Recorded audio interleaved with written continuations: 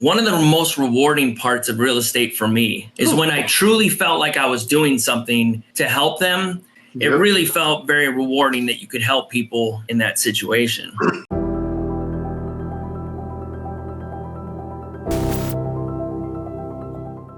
Buenos dias and good morning to everybody out there in the lands of the internet. Welcome. Thank you for joining us today on today's episode of the Wise Agent Society's National Real Estate News. Today we have my good friend and colleague out of Las Vegas, Michael Vestuto, joining us live. As you can see in the background, he has sold most of the houses in Las Vegas, and really happy to have him here.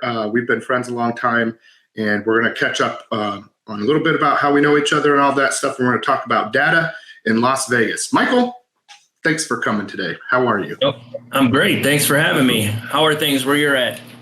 Really good. Actually, two things. So today it's a rainy fall day in eastern Iowa. I almost said central Iowa. I'm not in central Iowa anymore.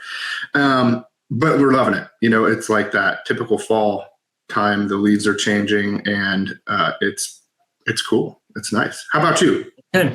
It's nice here. We're into the 70s, so it's a nice, comfortable weather, bright and sunny. So, perfect. Las Vegas. It is. Yeah. What else was I to say? And then secondly, you asked how it's doing, and I don't remember when. Well, the last time we talked person to person, I hadn't had my surgery yet, but I just had septum surgery, and so recovering from that. I mean, it was a tough recovery, but now I'm feeling fantastic. That's a tough surgery. Dude, I had no idea. I kind of went into it blind, and then I was just like, wow. It was. Yeah, did you have to wear the gauze underneath the nose and everything? And I did for a day, but I didn't really like it, so I just didn't do it. I just let stuff kind of get everywhere. It was gross. I bet. I had tissues, I was just manually doing it. But they put these big tubes in your nose, and that's the part that's super uncomfortable. So happy to have those out. Now I can breathe better. Everything's good. There you go. Good. Yes, sir. So let's talk about a little bit. So Michael and I go way back to Las Vegas, and there's a funny story in there too, because we didn't know what years before we even knew each other.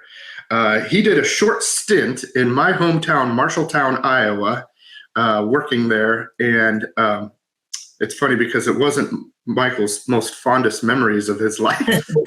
No, it wasn't. Cracks me up every time to think about it. But yeah, so funny. He lived in my hometown. What was it, for a year? Yeah, for a year. I worked for Menards, a home improvement store. They sent me over there to be assistant store manager. And you're the only one that I've ever met that is in my life that has been from Marshalltown. Nobody even knows the town. I mean, it's small. Yeah. For me, I moved from Minneapolis at that time to Marshalltown. So it was a completely, drastic change, and it was tough getting used to. Yeah, it's a funky town. I mean, I'm happy to have grown up there and lived there and been born there. But it's smaller. It's like, I don't know, it's got its own thing going on. So yeah. Funny. And there are a couple of good things like that, people really enjoy, like Maid-Rites and Zeno's Pizza and stuff like that. But if you're not from there and you don't have the history and the cult, you didn't grow up there, then I could see how hard to kind of find value there. But anyway, funny that you were there, and we didn't know each other. But I don't know if I lived there at that time either. But that's just a funny little segue story. But we did meet in Las Vegas as realtors. I'm trying to remember when we first met. Do you remember when we first met? I don't recall. I think it was like a gathering with like Czar and Craig Tan and a bunch of people, and I think that's where we initially met. Okay. Yeah. I think we had some conversations about the gym more than we did about real estate. Oh, that makes sense. That makes a lot of sense. We both like going to the gym and working out. Speaking of which, I popped my collarbone out of the socket 4 times 2 days ago doing lat pull downs. I didn't even know what happened at first. And I was like, oh man, that was weird. And I kept going. And I was like, after I did it, like the next day, I was like, man, I shouldn't have kept going. Yeah, so I went to the doctor and he like messed with it. And so I gotta be careful. But man, that was weird. I didn't know it just pops in and out of place like that. I didn't know it could do that. Like right here too, like where it connects to your sternum. Ouch. Oh man. Yeah, it was painful. It's more painful now after it happened than when it did happen. We're getting old, man. I hear you. Can't be lifting heavy anymore. Dude, I was trying to go a little heavy. I'm like, you know what? I'm feeling strong. I'm feeling good. I've been taking it easy for like a year and a half. So I've been trying to step it up. You know, I feel like my tendons and everything are strong. Well, turns out they're not. Yeah, that's not that your mind playing tricks on us. I know. So my buddies that I work out with, they're like, well, let's go light for a week or two. And I'm like, yeah, let's do that. Yeah. But anyway, so that's cool. So we've been talking about fitness and the gym and all that stuff for a long time. And you've done a lot of cool things in a more kind of an elevated format than I have. You were in a show, even a competition. Yeah, yeah. In 2017, I never competed before. Yeah. But my daughter wanted to compete for the first time, and she was 20, and she was nervous. We did a lot of working out together, and she's like, "Will you compete with me?" And so I committed to it, and I knew it was good that I had to do it with her because it made me stay focused, because I knew that if I didn't stay focused, it wasn't going to keep her on track. Yep. So, I mean, but it's a process to compete. I mean, the working out is easy. It's the diet and sticking to, there's a science to it. Yeah. And it was one of the toughest things, most rewarding things, but it's also plays a psychological game with you. I mean, I got down to 3% body fat. Wow. And yeah, and it's hard to maintain that. And after you compete, you try to maintain that percentage, because if you go up slightly, like I was at 10% body fat and I thought I was like obese, like fat, yeah. So you got to get your mindset right and know that you're still in good shape, but keeping at that competition level is tough. But I'm glad I got to do it. Hearing all these stories about people competing and you think it's easy. Just going through the process, I have a new level of appreciation for them. It was super cool to watch you go through it. I mean, I watched it for you and your daughter, and it was really cool. And it was cool that you did that with her. What a cool bonding experience.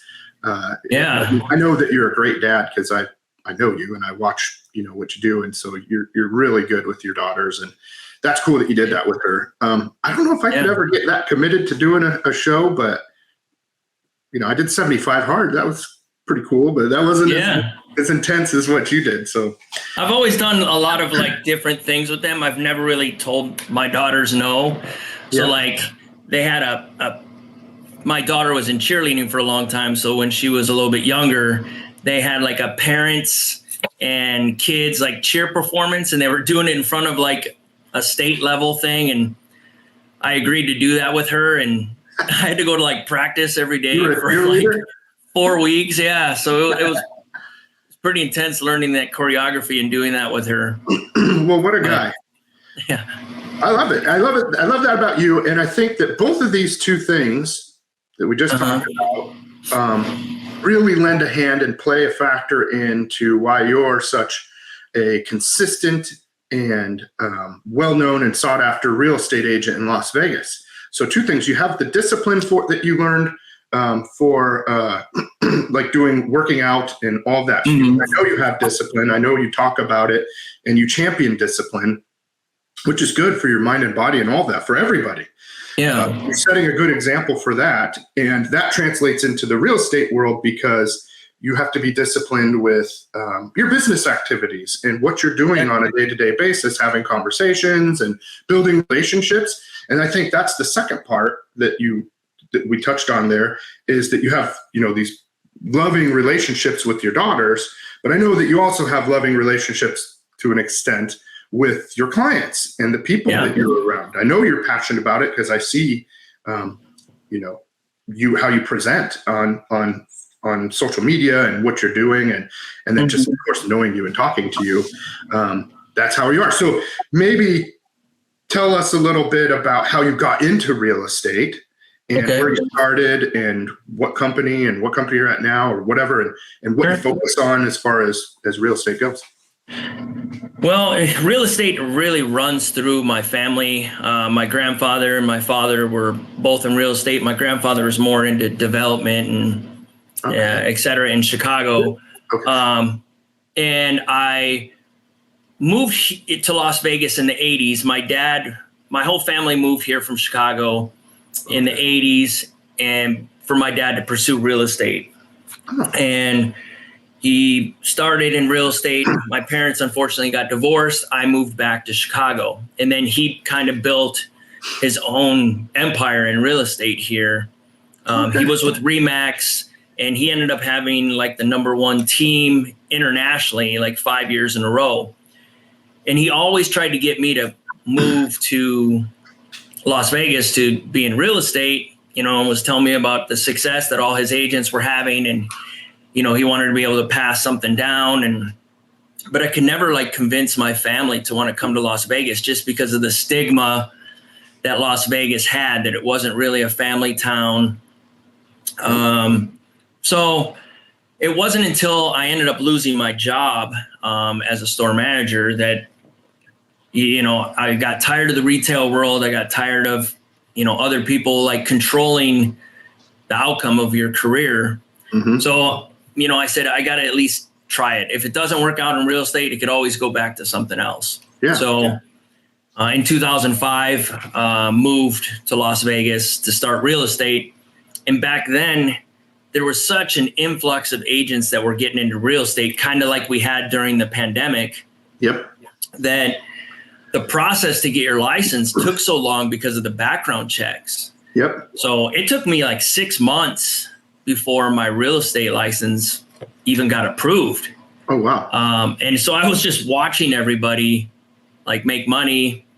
And all I was doing is basically driving around, surveying, and getting to know all the developers, getting to know the lay of the land, which was helpful. What year is this? 2005. 2005. Okay.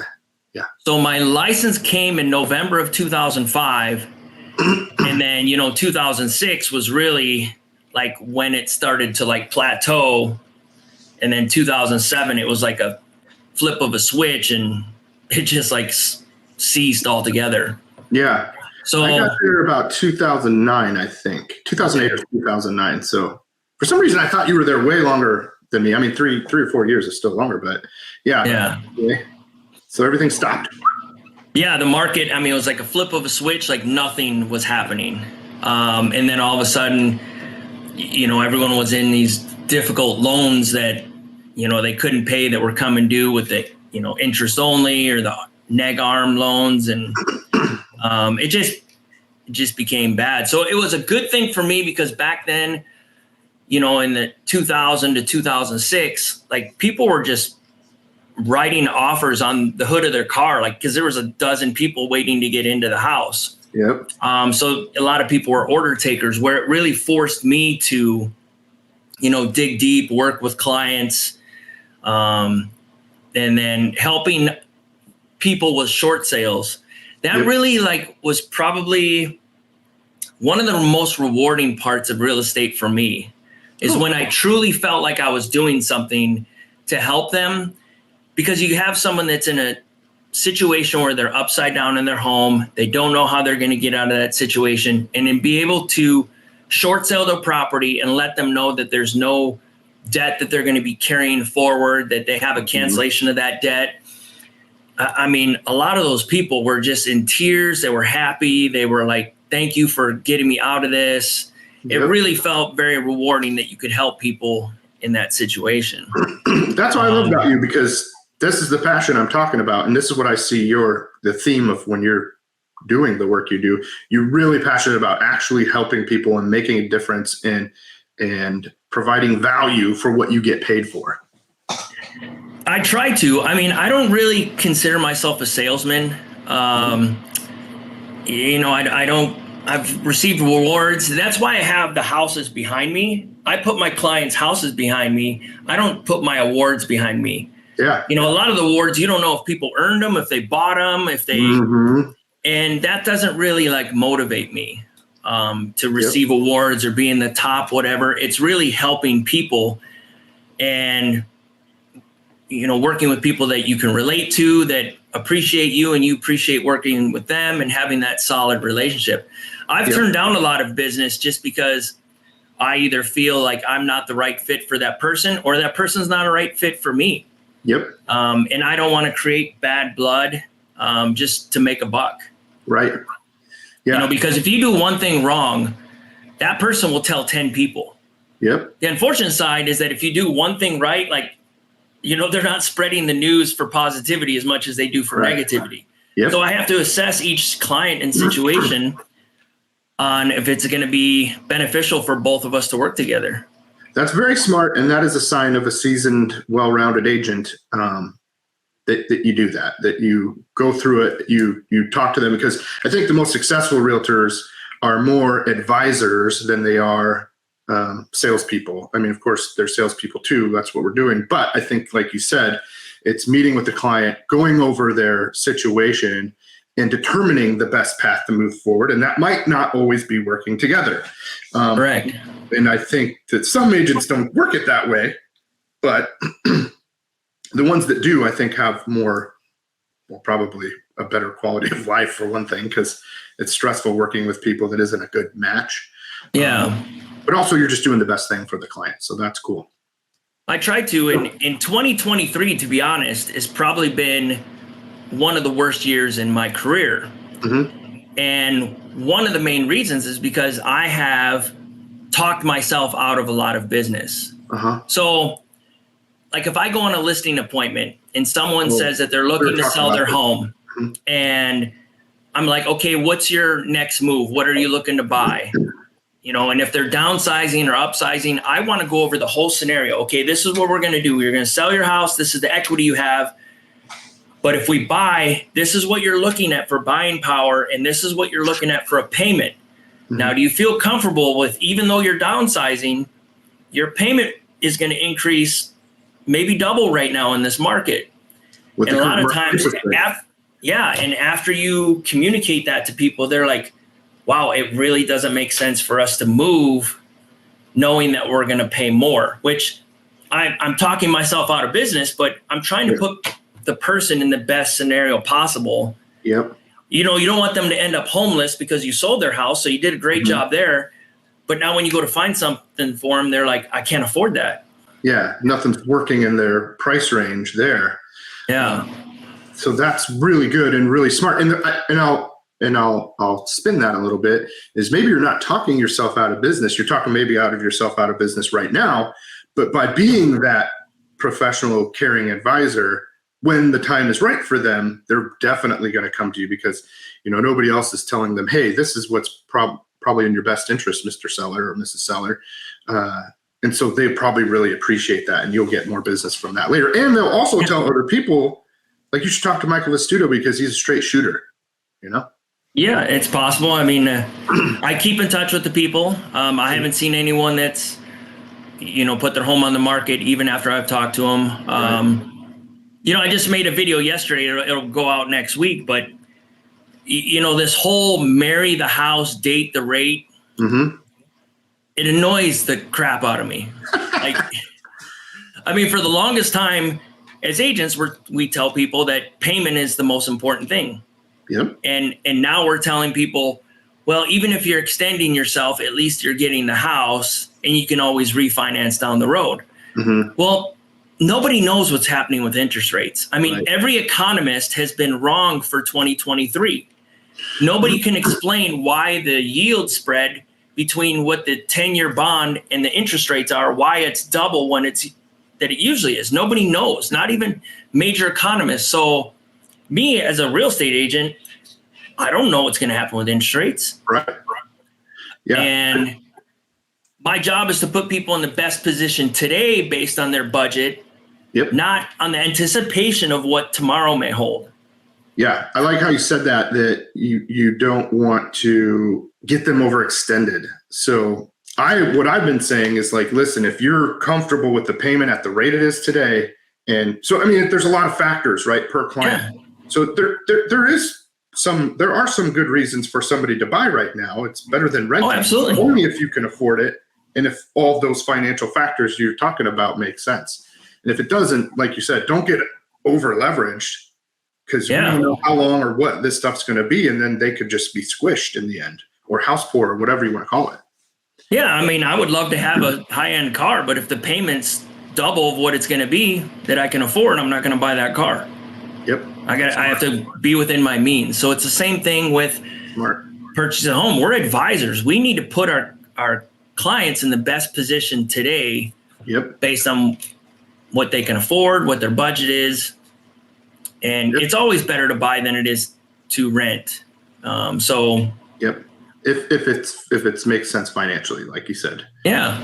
So let's go back just a little bit. So you started at Remax. I want to go back to your history, and then and did you got your license in finally, and you started where, and how did your first couple years look, and then how did you get to where you are now? And so when I started with Remax in 2005, it was basically just working with buyers, and it was mainly my father had his own magazines in town, and that were distributed all over, and it looked like it was called Las Vegas Homes and then Las Vegas Home Finders. Okay. And so when people would pick up the magazine, they would flip through the page thinking that they're reaching different like agents or offices, but they were all his. So no matter what page you called on, you were still reaching the same office. Right. And we were doing a lot of the new home inventory back then. Okay. Which Remax office? It was Remax Home Store. Home Store. I can't even remember all the Remax that I have. It was off of Rainbow and like Sahara, kind of. Okay. Over in that area, but okay. Had a lot of big top producers there: Noah Herrera, Jason Abrams. Oh wow. David Diltz, Corey Guy. There was a lot of successful agents there. Sure. And I know like 1 month, or actually it was over a weekend, we used to write our name on the dry erase board. And one time an agent had a sheet of paper and he put the whole sheet of paper under his name. And his name's Leo Mendoza. I think he's with Keller Williams now, but he sold 25 units at Trump Towers in like 1 weekend. No way. Yeah. Wow. How the heck did you do that? Just investors and people we met. That's pretty cool. Yeah. So a lot of the agents were killing it. Yeah. But then as the market changed, I ended up being lucky enough to establish relationships with some of the banks for REOs. Okay. So that ended up being where I did a bulk of my business from, I would say 2008 to like 2012, 13. Okay. Was REOs. I ended up having Bank of America, Fannie Mae, and a couple other smaller banks.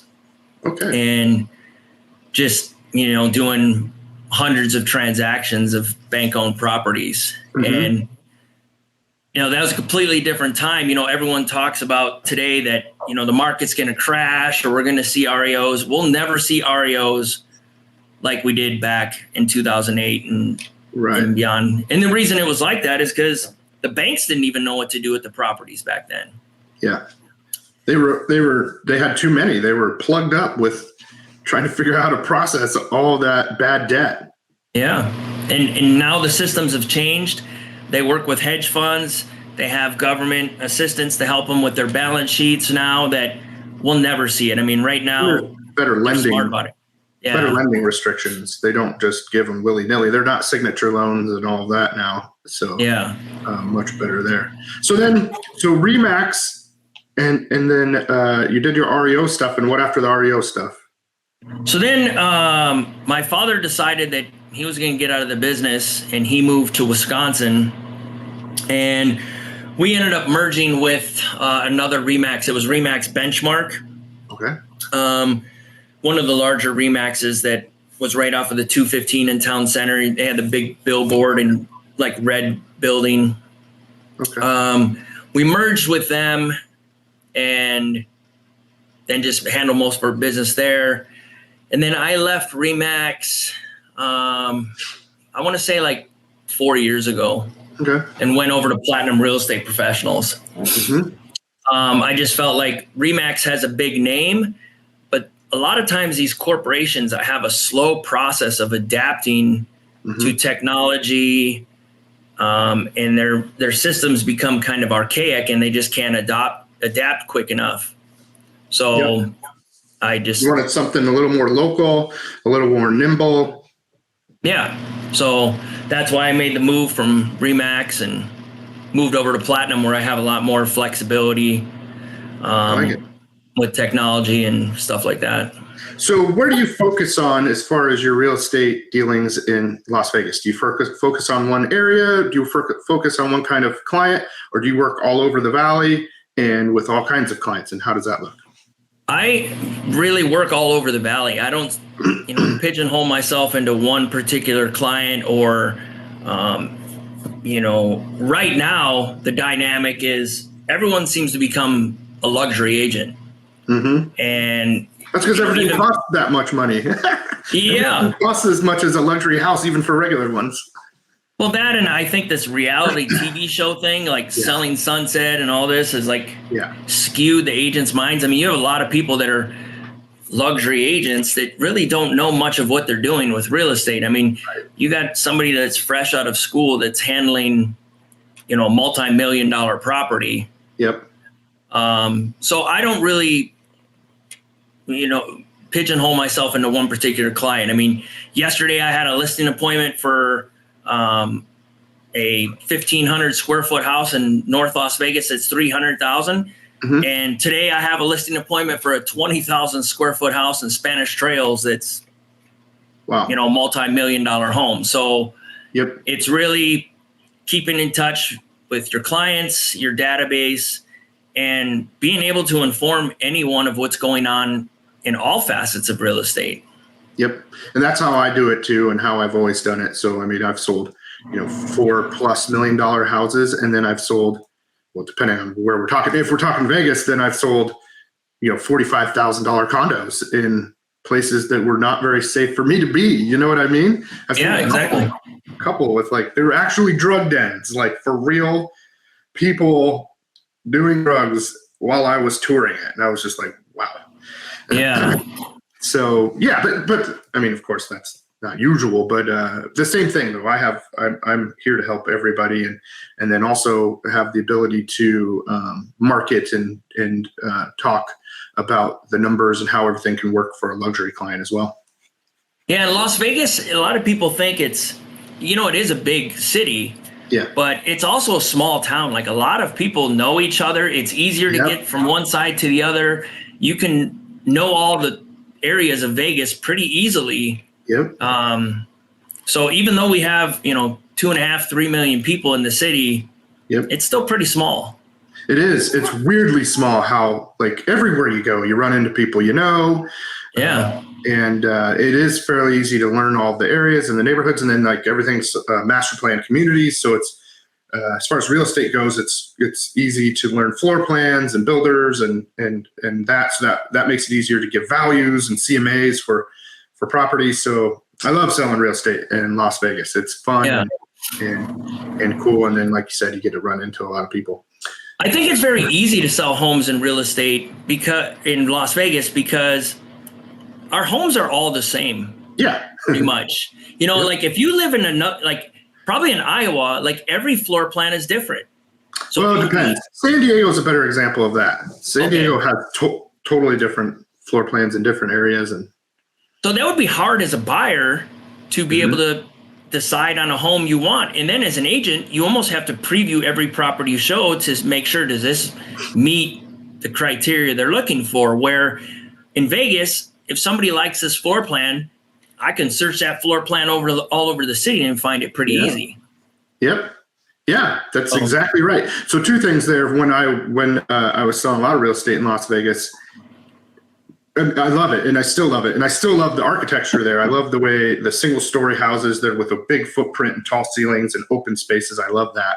But it also was a little monotonous. You know what I mean? Just selling the same kind of houses all the time. It's still fun. I still enjoyed it. And there still are differences. And then you can get to the older areas that have some cool, different stuff too. But when I got to San Diego, it was the other way around.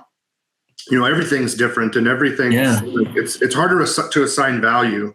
You have to look at a lot of different factors and check different things to assign value, basically. So pros and cons to all of it, but all still rewarding and fun. Go ahead. I saw last week that San Diego was just rated the most expensive city in the country. Number one, least affordable city to live in wow. the country. And it's true. I mean, the average house there, the last I saw the numbers was, if it was $1 million, I think it was $1 million was the average. The median was maybe a little lower. Okay. But I mean, $1 million for, I'm talking like a 1,200 square foot, 3-bedroom, 2-bathroom house on a 4,000 or 5,000 square foot lot, and that's probably a raised foundation, not even on a slab or anything. What's the FHA limit there? I was just looking at that. I think it's $1 million. That's a FHA limit? Yeah, like 1 point something. And it's going to go to 1.12. Where did I see that? Dang, that's all right. Isn't that crazy for it is for high balance, right? High balance loan limit. Uh-huh. But yeah, it's like 1.1 million for 3.5% down. Yeah. Isn't that crazy? Dang. Well, I guess you just need to get your football team back. Yeah. That was a bum deal, but people voted it out. They didn't want it, man. You guys got one. San Diego lost one. Yeah. But yeah, no, it is crazy. And so that's the other thing too, is, and I've even looked at, so this is a good segue into talking about some data now in Las Vegas. Because when I was just there not long ago, I always look at real estate, and I started looking at houses that I would want to buy. Mm-hmm. And I hadn't looked that closely at houses there, and they're much more expensive than they were before. And, for example, to find a 4,000 plus square foot house on, let's say, maybe a half acre, which is big. So maybe that wasn't a good example either. But let's just say, and single story, gosh, I mean, I was having a hard time finding any under $1 million. Yeah. That was just like, wow, back in the day, I mean, you could find those all day for $350,000, $400,000, Good. Yeah. So that was interesting to see that even though Las Vegas is more affordable than some places, it too has gone up a lot in price. The first house I bought in Vegas over by the pig farm, I bought that house for $135,000. Now this was right when everything was pretty much at the lowest. I bought it for $50 a square foot, and I think it was like 5 or 6 years old, right? And I think that house is worth $400,000 and some thousand now. And it's been 11 years, maybe? Yeah. Maybe 11 or 12 years. That's crazy. And the pig farm's gone, right? They moved the pig farm. Yeah. They finally sold it.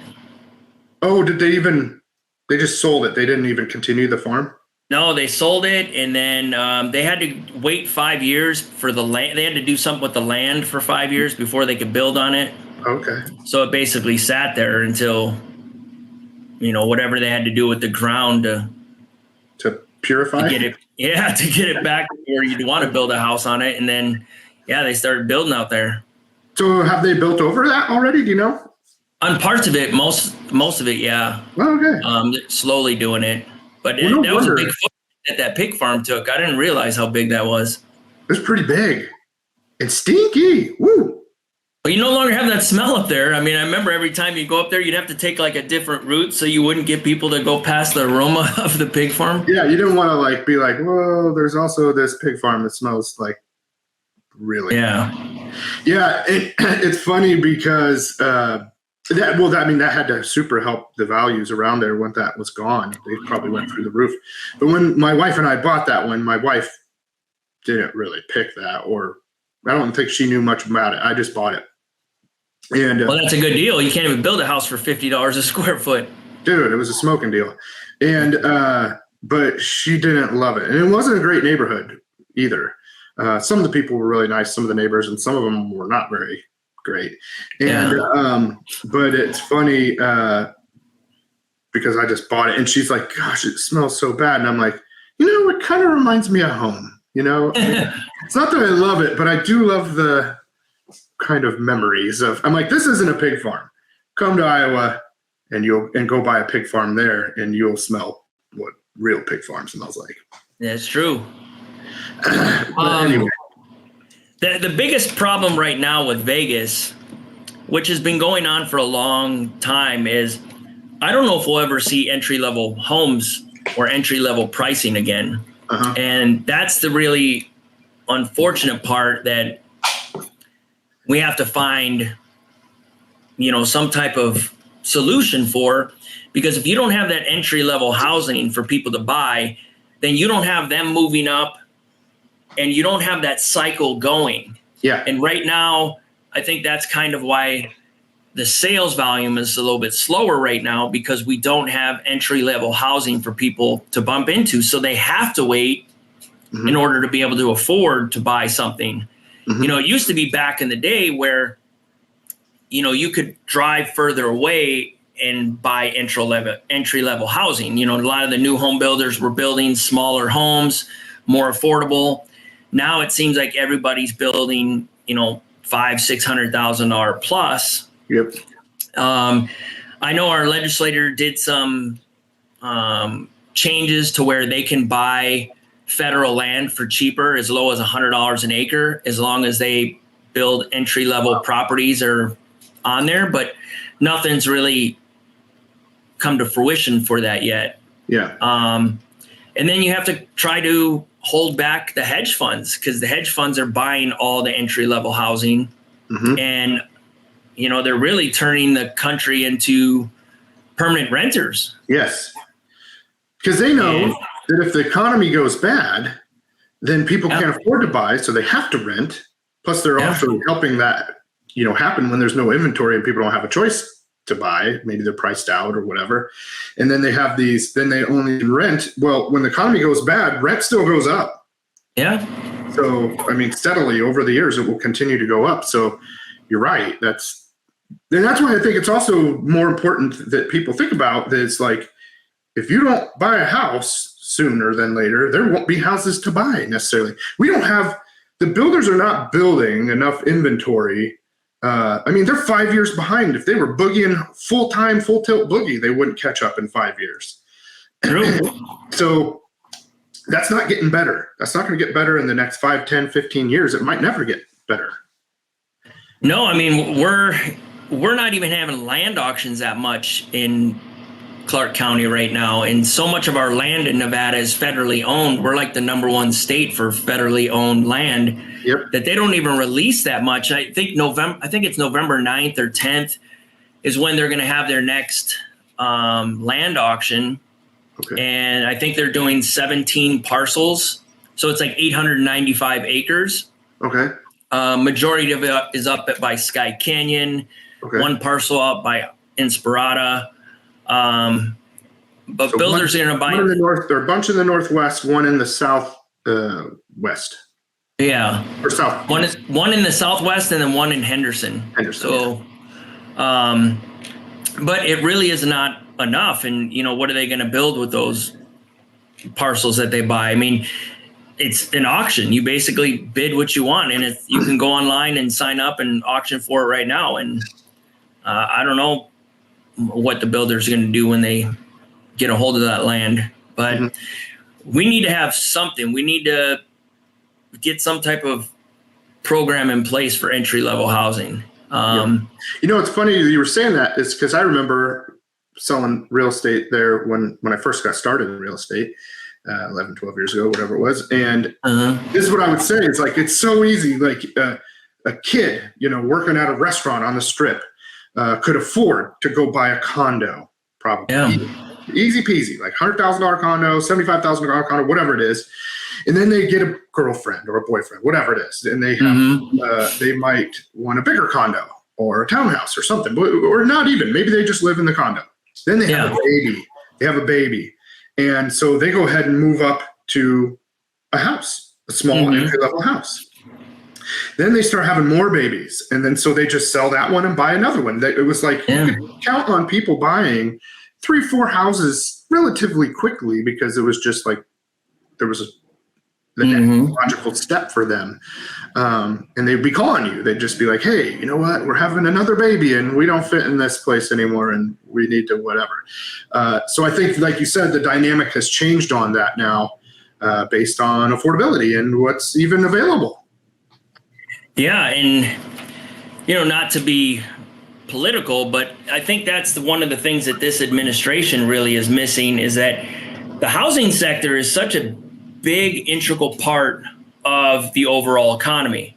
That's true. And if you don't have people tapping into that equity that's in their homes by, selling their home, selling and buying something else, or even being able to do some refinances to buy something, put a pool in, buy a car, whatever the case, like we're not feeding the economy. And with the lack of home sales, what's that? Everything's kind of on pause because they can't pull that liquid out. Because what are they going to do with it? Where are they going to go if they sell it? And like, what are they? Yeah. And how many trillions of dollars are sitting right now in the economy and equity that is not being infused into the marketplace? That's a good point. And we need that to be able to inject into the system and get things building up and some momentum. But they're almost forgetting about the housing sector and how that is such an integral part of the whole economy. Right. I mean, it feeds the construction, it feeds, employment, it feeds the GDP, it feeds so much. Yeah. It kind of needs to there needs to be, I haven't thought about it, but it makes me think about what incentives could be put out there that would get builders to want to build and homeowners to be able to free up that equity. I mean, if we can figure out if they were put those into some kind of a priority position, it could help a lot of the issues that we have overall. Yeah. I mean, think of it. Back in the day, people would take out a second mortgage or pull out some cash to pay for their kid's wedding or to do some improvements on their house or pay off debt. Well, right now you don't have people that are able to do that. Well, if they were to pull some money out of their house right now, their payment would double, and it would cripple them to do so. Because the interest rates on the HELOC are through the roof too. Yeah, so it really is stalling out the economy. Well, speaking of which, let's go ahead and look at some data. We're getting close to the end of the show, so let's take maybe 5-10 minutes and just go over the data in Las Vegas to show what the temperature is right now. All right. So like the report you're seeing now, I do a weekly report and then I do a monthly report. So the monthly report that you're looking at right now is the median sales price at $450,000. It's been consistently at about that for, I would say, 5-6 months. At the beginning of the year, we started our median sales price was about $425, but it's been holding steady at $450. Condos and townhomes is at $270 right now, but we reached the highest we were at last month. We were at like $285 was the median condo townhome sales price. Okay. Now you'll see on the lower part, the sales volume is down. And the reason it's down is because there's no inventory. Right now, I think we have total of like 5,000 properties on the market. Okay. That includes condos, townhomes, single family, everything. And I also always say there's probably about 30% of that's on the market that doesn't even apply because it's either new home builders have their homes on the MLS, but those homes aren't readily available. A lot of them have to be built. Oh, yeah. So that throws off the numbers. And then you have probably 15 to 25% of people that have their homes on the market that they're not listed to sell. They're listed to see what they could get. They perceive the value as this, and let's just see what we can get. And they just sit there and they kind of throw off the numbers. They're unrealistic sellers. Yeah. And you'll have that in every marketplace. So really our inventory is probably sitting at like 4,000, which, we need triple that in order for it to be some type of normal market. Right. So that's really what's keeping our median sales price up. But like I said, there's no entry level housing. So there's a lot of buyers that can't buy that would qualify to buy, but you can't find them anything. Yeah. Can't find a house in the price range. Yeah. Well, you can find a condo maybe, and even the condos are kind of getting up there, so it's challenging for sure. It is. Interest rates as they are. When interest rates will shift at some point, they typically do, but we just don't know when. Then maybe things will be different. But when that happens, which we talk about a lot, what's going to happen to the prices? Yeah, I don't know. I mean, yeah, but I also wonder how much higher they can go. Yeah. I mean, there becomes a point where it's unaffordable in certain marketplaces. Here's a funny thing. Here's a funny story that I don't know the history so well in Vegas. I don't know. Looked it up quite as much. I guess it's not as staggering. But in San Diego, so the houses that were built, Del Mar is a very upscale neighborhood and very expensive. I think the average house there is $2+ million now, easy. And that would be for not a very good, that's entry level maybe. And but those houses started off in the 60s when they were built for about $50,000, right? Which was a lot for back then, because in Claremont Mesa, for example, a different, just regular neighborhood, they were going for $15,000.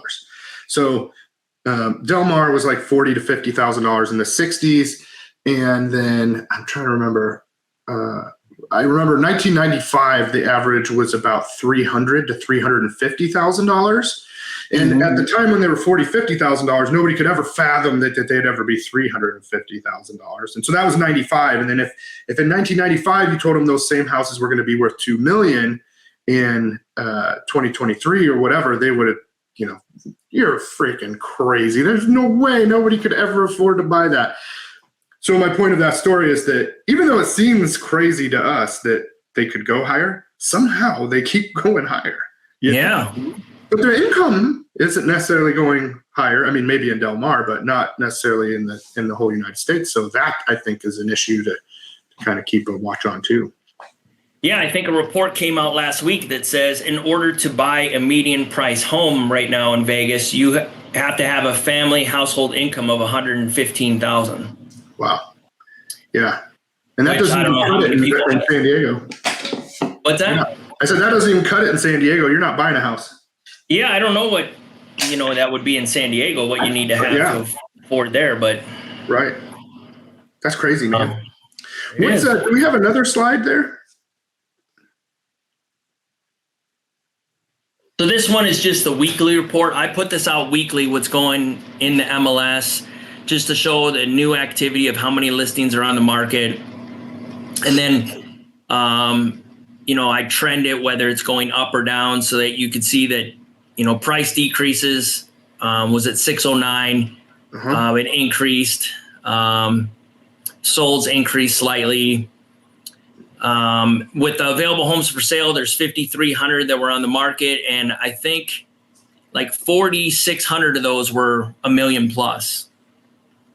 What? 4,600 were over a million? No, so 4,600 were 4,600 and under were under $1 million. So the rest were over $1 million. So there was about somewhere around there. Sure. I do it more detailed when I post it. I kind of give the percentage that it went up and down for each week, along with this graph.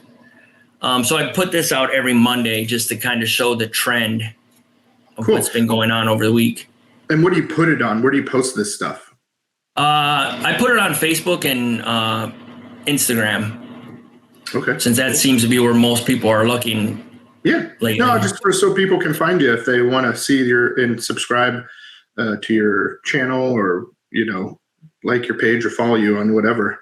Do we have another graphic, or is those the two we had? Those are the two that I provided. Okay, cool. And then we got your information scrolling at the bottom of the screen. Do you see that? I see that. So if anybody would like to consult with Michael Vestuto, all of his information is down there. He's easy to find. He makes awesome videos on Facebook and Instagram. You don't do any TikTok? I do put them on TikTok as well. Okay. I'm just not following. I'm not doing the dancing and pointing things at whatever. I put the same videos out on TikTok. They just don't get as much traction as they do. Yeah. On the other social media platforms. Special format for that one. Like they're all a little different. I don't really understand them either. I'm waiting for somebody that's like young and cool that wants to partner up with me and tell me what to do, and I'll just do it. It's so time consuming. I know. The dynamic of real estate today is so much different than you spend more time like doing videos and looking up data than you do actually out there showing property. I like being out there with people and actually being able to communicate and relate with people. And, social media has made us so antisocial. Yeah. No, I'm the same. I'm face-to-face kind of guy. You know that.